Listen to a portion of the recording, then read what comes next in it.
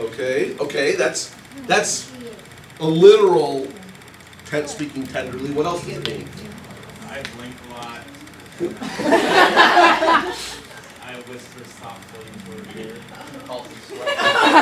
Okay, all right. Not that either of you two are wrong. Thank you. What does it mean to speak tenderly to someone? What does it mean to allure someone? So, okay, now ladies speak up. Tell them what they're doing wrong. Oh, they need to tell them that they're beautiful, that they love her. Just compliment you. Okay? That's not speaking, that's dancing. We're strictly talking verbally. Anybody else? Any guy who thinks they have an idea of what it means. Liz is pretty good. Anybody else? I'm going to tell you guys. All right? You guys should all be writing this down. Did you say you want to hear this? She's still with me after 20 years. I know what I'm doing.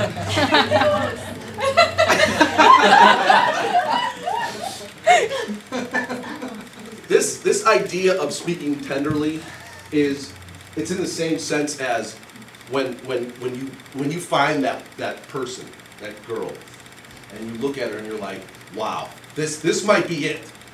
You pull out all the stops. There's no messing around. It's what I like to call it is, you know that period when you first meet someone until you kind of start being exclusive dating? You know that period of time where you're doing any and everything to show her, I'm going to treat you like better than anyone else has. I am going to do for you what no one else has done for you, and I'm going to do it better than you even thought about. Guys, you guys know what I'm talking about? And then they become like our official girlfriend, and the curve starts really going down, right? No. Girls, am I speaking correctly? Is this what happens?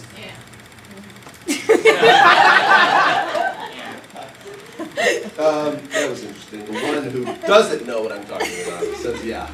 She knows because she's a girl and she's, in her heart, she knows what she wants, what someone is supposed to do for her. No, and I'm being serious now. Is each one of you ladies have an idea of what is it going to take for a guy to really demonstrate to me that I'm worthy? That I'm special, that I'm not like every other girl. What is it? In your mind, you have this idea of, I want him to speak to me this way, I want him to treat me this way, I want him to do these things for me. And that's what God's doing in this process right now. God's taking it back to when we first meet. And you're really trying to differentiate yourself from everyone else. So God is literally alluring her. He's bringing her back to when? I'm going to bring her into the wilderness. It's a strange kind of way to take it back, right? What was the wilderness? It was the desert, right? Why would God take her back to the desert? That's where she had real life. That's where the relationship was still brand new. They were giddy. The people were, ooh, look, he took us out of Egypt, out of slavery. It was new and it was exciting, right? God's going, I'm going to bring you back to this place, so that's what you remember. When it was really different between us. When there was that excitement, that anticipation of what's coming next. Not, I want bread, I want meat, I want all these things. Instead, it was the newness of that relationship that was so exciting, that was worthwhile, that was everything that they had hoped for. That's where God's taking them back to. So he's saying, I'm going to bring you back here. I'm going to remind you what it was like when we first met. And that, by the way, isn't that what we do, guys? Our relationship starts getting, what's the word I want to use? Because I'm going to say a bad word. What? Rocky. Not quite rocky. No, I don't want to say. Whoa! Never used that word before. The relationship starts to just kind of plateau. It becomes complacent. And then one of the people in the relationship hopefully wakes up and says, wait a minute, no. I want to go back to when it was like this. And that's why, for example, for couples that are either getting married or married, one of the things Denise and I will always tell them is, get yourself, make yourself, take one night of the week and say nothing touches it. That's my date night. I literally date Denise, for example. So one night of the week, sometimes more, depending on how the week's going.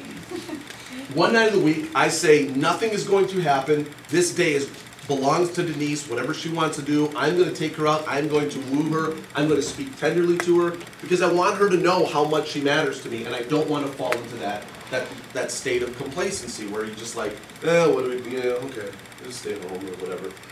But the idea is make it new again. Make them feel special. Make them feel like they did when we first went out. When we were first dating, the anticipation of, are we going out tonight? You guys remember that when you were first dating? Anyone? It was like, are we going to see you tonight? Right? And now it's like, yeah, all right, well, how was work today? Oh, work sucked. What are you going to do? Nothing. I'm going to go home and go to sleep. What happened in 3 months' time? Before it was, please can I see you today? I want to see you tomorrow night too.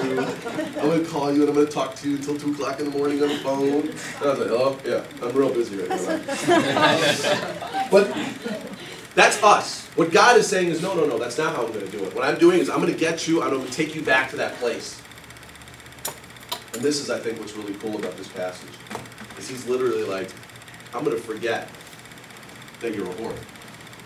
I'm going to forget that you've been adulterous. I'm going to forget that I'm not even in the top 10 in your life. I'm taking you to the place where I was. I'm taking you back to that place so that we can re-experience that again. And that's such an amazing, amazing thing about God is that who hurts in that? Who hurts in that? God is. Right?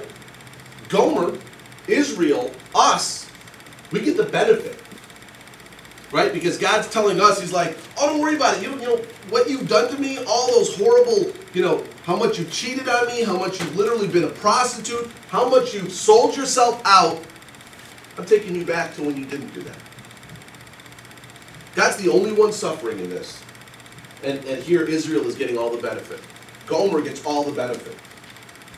Verse 15. This is where things get really, really it's just amazing. And there I will give her vineyards, and make the valley of Achor a door of hope. And there she shall answer as in the days of her youth, as at the time when she came out of the land of Egypt. All right. So this is going to be part explanation. We're going to go through what this verse means, and we're going to have to do a little history lesson because, I know I'm going to be repetitious because you guys all know what the Valley of Achor is, right? That's true. Maybe one person? It's actually cooler if no one knows, because then I can act like it's exciting that I'm sharing it with everyone. But if someone does know, or if everyone knows, we can skip this over. Right. So, God tells his wife, I'm going to take you, and I'm going to give her vineyards. You skipped it. You skipped the Valley of Achor. No, We're going to go into it. Oh, okay. You were so distraught. I looked at you and you were like, what's going on? No, you can't. No, I wouldn't taunt you guys like that. He says, I'm going to give her whose vineyards? Her vineyards. I'm going to give her something that's already was meant to be for her. Right? Now, this is just, again, such a beautiful picture of relationships and what it means and how we're supposed to behave in one. He's going to go, I'm giving you this present. I'm going to take this present and I'm going to give it to you. Now, some of you guys have heard me go on my rants before about let's make sure that our relationships aren't about the gifts, aren't about our wedding isn't about that day, that we don't make it this huge elaborate production and forget about the 364 days that follow that wedding day. You know what I mean? We'll invest 10 months planning this one day and not spend a second thinking about day 2. Like, what am I going to do with this person now that this wedding is over? But I don't want you guys to think in any way that I think it's a bad thing. I think that having a big wedding, a beautiful wedding, is great as long as you can pay for it. And by that I mean not debt. Debt is not paying for a wedding. Debt is prolonging the pain that comes for paying for the wedding. If you can afford this ridiculous, whatever, Sweet 16 kind of wedding, like that ridiculous show where people drop 150 grand on their 16-year-old kid's party, if you've got that kind of money, do it. It's wonderful. If you have the ability to buy your spouse a vineyard, that's fantastic. That's part of this like wooing process. You take your girlfriend and you buy them gifts, right? Is it? No? Yes. Okay. I mean, the gifts can vary in what it is. For some people, it's a cake. No. Guess who's looking? It could be a fur, right? These are, hey, ladies, those are fantastic gifts. Cakes, furs. It could be just a small token. It could be taking them out for dinner. Taco Bell sometimes is a treat. That is a treat. Sometimes it's using your entire paycheck to just take your girl out to lunch and to dinner. Sometimes it's using an entire week's worth of overtime to buy your girl a Christmas present. Right here, suckers. That was me. All right? So I know what I'm talking about here. When Denise and I first got together, she made a lot more money than I did. But she was also very old-fashioned, so we'd go out to lunch. The check would come and she'd look at me like, yeah, what's up? I guess I'm picking that up. And she made a lot more than I did. And I'm not exaggerating this at all. I used to sweat come the end of the week because I'm like, I've got like $13 left in my pocket. If lunch is more than 13 bucks, it's going to be bad. And we used to go to the same restaurant, so like the waitresses knew us, and well, I can't tip the waitress on a tip, so I'm like, I will have one glass of water and but you know, there was this aspect of I wanted to express to her and show her how much I wanted to take care of her, how much I loved her, how much I cared for her, how much I wanted her to go, this is going to be different than any relationship you've experienced.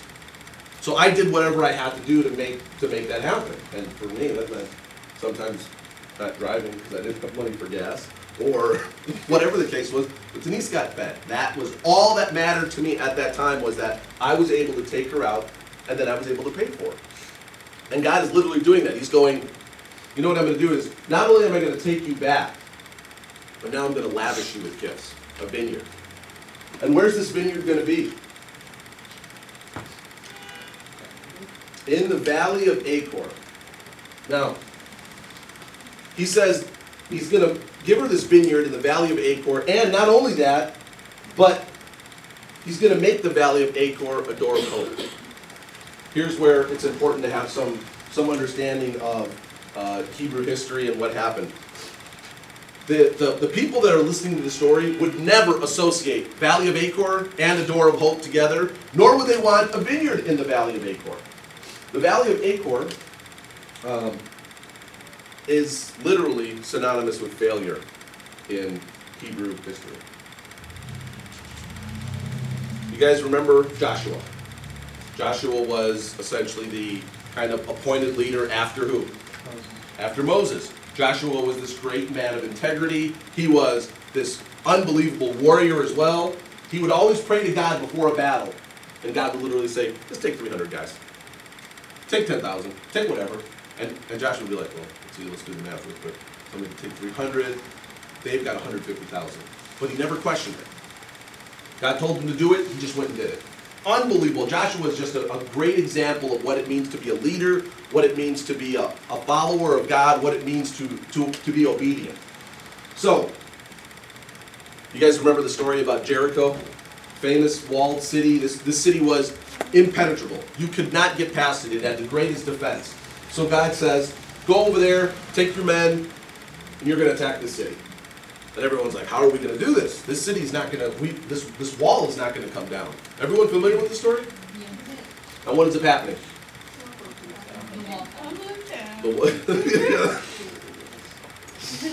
The wall comes tumbling down. Joshua leads his men, victorious over the city. I mean, could you